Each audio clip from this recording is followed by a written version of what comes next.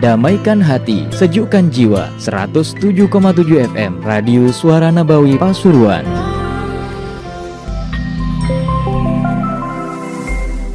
Hari Raya Idul Adha. Hari itu ada ulama menyatakan Yaumu Ibrahim, hari Nabi Ibrahim, karena di situ luar biasa bagaimana Allah Subhanahu wa taala mengingatkan kita kepada Nabi Ibrahim. Yang haji, yang umrah, Anda melihat Ka'bah. Ka'bah itu dibangun oleh Nabi Ibrahim. Wa id yarfa'u Ibrahimul qawa'ida minal baiti wa Ismail. Dibangun berupa bangunan, dibangun oleh Nabi Ibrahim dan Nabi Ismail. Ka'bahnya udah ada. Itu Nabi Ibrahim, saudara. Kalau Anda melihat makam Ibrahim yang kita disunahkan sholat, itu adalah batu di mana pijakan Nabi Ibrahim ketika membangun Ka'bah.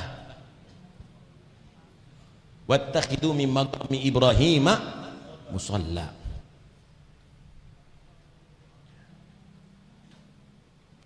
Kalau Anda sa'i, maka ketahuilah bahwa Safa dan Marwah itu adalah istri Nabi Ibrahim, ibu Ismail, yang dalam keadaan mencari air kebingungan, saudara. Beliau adalah pertama yang melakukan sa'i dalam kehidupan ini. Sosok Nabi Ibrahim alaihi salam adalah sosok manusia yang sukses karena sabar dalam menjalankan agama dan ridho terhadap takdir Allah. Saat itu bumi dipenuhi dengan kekufuran. Beliau mengajak bertauhid dengan sendirinya. Pertama yang diajak ayahnya, ada menyatakan ayah angkatnya Azar, karena ayah beliau bernama Tarah. Berusaha untuk bagaimana orang tuanya tadi itu untuk masuk Islam. Ya abati lima ta'budu man la yasma'u wa la yubsiru wa la yu'anka syai'a. Wahai ayahku, kenapa sih yang kamu sembah ini yang tidak mendengarkan doa kamu, yang tidak melihat kamu dan tidak pernah membantu kamu? Tapi paman Nabi Ibrahim yang merawat beliau, Azar, ternyata mati dalam keadaan kafir, saudara. Falamma tabayyana annahu aduwwun lillahi tabarra'a minhu. Inna Ibrahim la'awwahun halim. Ketika jelas kafir, menjadi musuh Allah, mati tidak dalam keadaan Islam, maka Nabi Ibrahim membebaskan diri.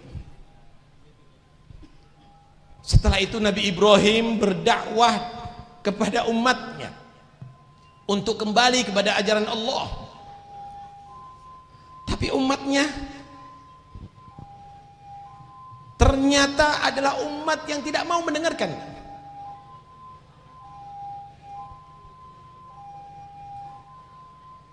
Umat yang tidak mau, dan dipimpin oleh raja yang sangat kejam, Namrud. Ringkas cerita, Nabi Ibrahim menghancurkan berhala-berhala sembahan mereka. Ditinggalkan cuma satu untuk menjadi bukti bahwa berhala tidak bisa membantu dan tidak bisa melihat, tidak mendengar. Akhirnya mereka marah. Mereka tahu ajaran Nabi Ibrahim itu adalah hak, tapi mereka tetap mengkufurinya. Tahu hak dan mereka tidak paham. Is'alu kabir bahada in kan yantiqun. Coba tanya ini, berhala yang besar nih, siapa yang menghancurkan berhala-berhala di sekitarnya? Tanya ini, apa jawabannya? Mereka paham saudara bahwa mereka salah, tapi mereka tetap tidak menerima kebenaran.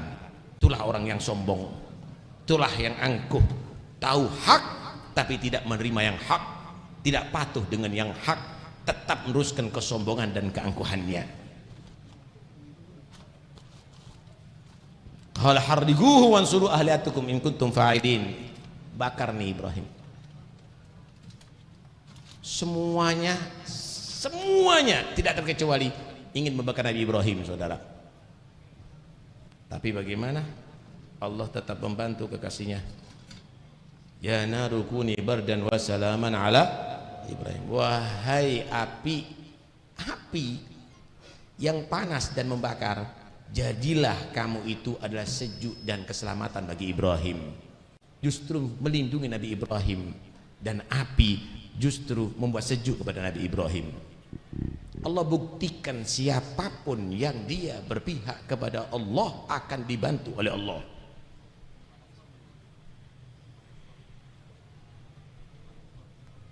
Kemudian setelah itu Nabi Ibrahim akhirnya pindah, karena tidak ada satupun yang beriman. Nabi Ibrahim pindah ke Palestina, dan Nabi Ibrahim sudah usia, saudara, nggak punya anak. Akhirnya Nabi Ibrahim mohon kepada Allah, Rabbi habli minas shalihin. Tantangan pertama dengan orang tua udah dilakukan, tantangan kedua dengan raja dan masyarakat. Sekarang Nabi Ibrahim nggak punya anak, udah tua. Rabbi habli minas shalihin. Akhirnya diberi anak Nabi Ismail. Begitu punya Nabi Ismail, diuji lagi oleh Allah, disuruh tinggal ada di kota Mekah yang tandus saat itu. Ditinggal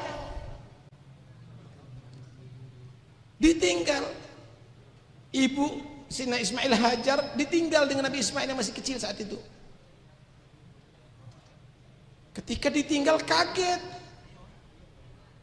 ya Ibrahim, ente tinggal aku sendiri di sini sama Ismail, nggak ada persediaan banyak. Tetap Nabi Ibrahim sambil merundukkan kepalanya, berat hati, tapi harus ditinggal. Allahu amurakum bihada. Emangnya Allah yang menyuruh kamu wahai Ibrahim melakukan ini, meninggalkan kami bersama anak kami yang bayi di sini? Maka Nabi Ibrahim dengan lirih menjawab, "Na'am, iya Allah. Idzan la yudayyi'una." Maka ibu Nabi Ismail, istri Nabi Ibrahim, menyatakan, kalau begitu Allah enggak akan menyia-nyiakan kami.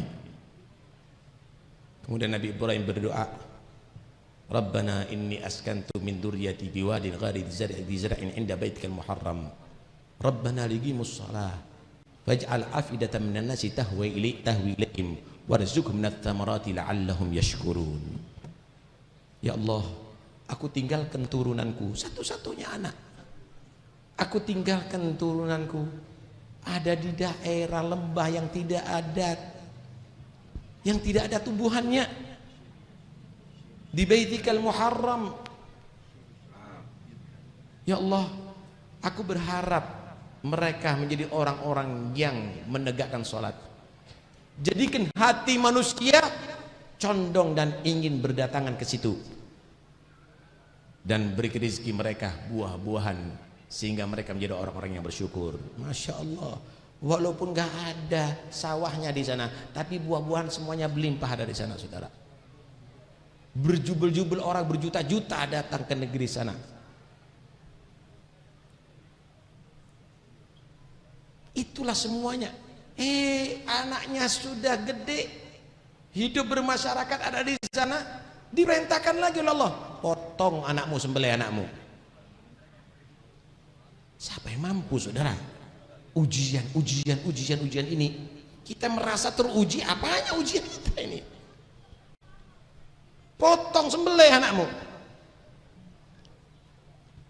Ketika sudah berhadapan dengan anaknya, Masya Allah, maka Nabi Ibrahim mengatakan, inni ra'aitu fil manami anni adbahuk fandur madza tara. Wahai putraku, aku ini mendapatkan perintah dalam mimpiku untuk memotong kamu. Gimana pendapat kamu?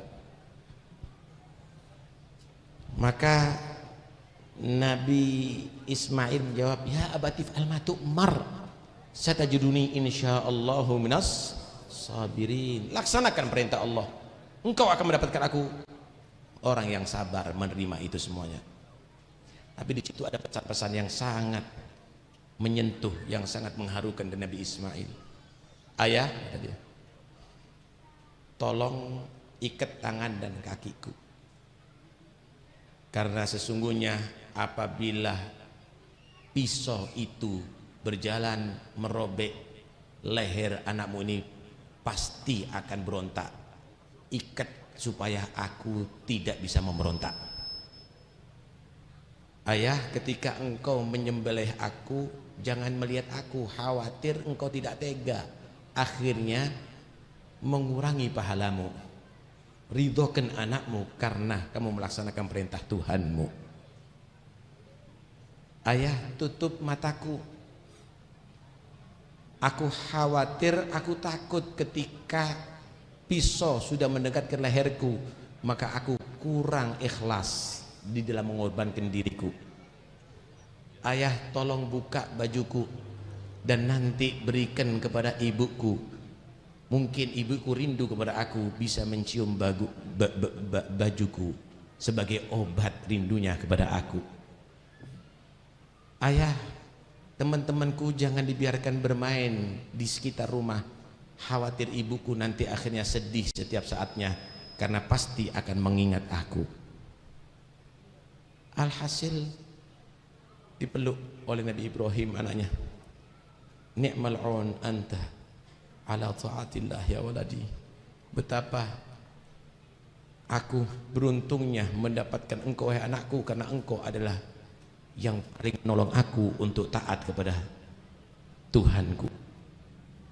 Dilaksanakan itu semuanya, diambil itu pisau, dijalankan, ada di leher Nabi Ismail, tapi tidak merobek sedikit pun.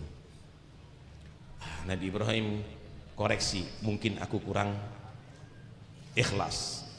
Dimantapkan lagi, bismillah Allahu akbar, tidak sedikit merobek. Sampai 3 kali dicoba itu pedang atau pisau ke batu, batunya terbelah menjadi 2. Maka Nabi Ibrahim menyatakan, dia sikin, wahai pisau, batu yang keras engkau bisa memecah, kenapa engkau tidak bisa memotong leher anakku yang halus? Maka dengan izin Allah, pisau menjawab, Allah yang melarang aku. Wa fadainahu bidibhin azim, maka diganti oleh Allah dengan kurban, saudara. Dan itu dilaksanakan sampai sekarang. Cerita ini adalah menggambarkan bagaimana sosok orang tua dan bagaimana sosok istri, bagaimana sosok anak yang taat kepada Allah, dan bagaimana Nabi Ibrahim mendapatkan makam yang tinggi itu bukan hanya dengan serta-merta, tapi penuh dengan ujian. Ahasiban nasu ayyutraku ayyaqulu amanna wa hum la yuftanun. Apakah dikira manusia dibiarkan cukup mengaku aku orang beriman, tidak diuji oleh Allah? Walaqad fatanna alladziina min qablihim wala ya'lamanna Allahu alladziina shadaqu wala ya'lamanna al-kadzibin. Benar-benar Allah telah menguji orang-orang sebelum mereka, dan Allah Maha mengetahui siapa yang beneran imannya, siapa yang bohongan. Jangan berharap kalau Anda ingin mendapatkan makom tanpa ujian dari Allah Subhanahu wa ta'ala. Siaplah diuji di atas dunia ini. Asyaddun nas bala'an al-anbiya thumma alladhina yalunahum thumma alladhina yalunahum. Sesungguhnya manusia yang paling besar ujiannya adalah para nabi, kemudian generasi orang-orang setelah mereka makomnya semakin tinggi, makomnya semakin besar ujiannya, saudara. Mudah-mudahan insyaallah kita semuanya bisa mengambil hikmah dalam acara ini.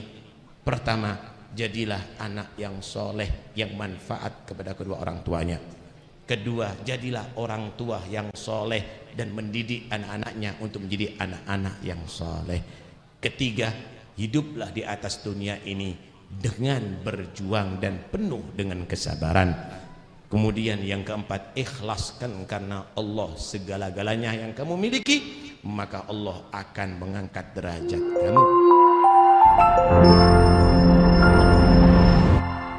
Damaikan hati, sejukkan jiwa. 107,7 FM Radio Suara Nabawi Pasuruan.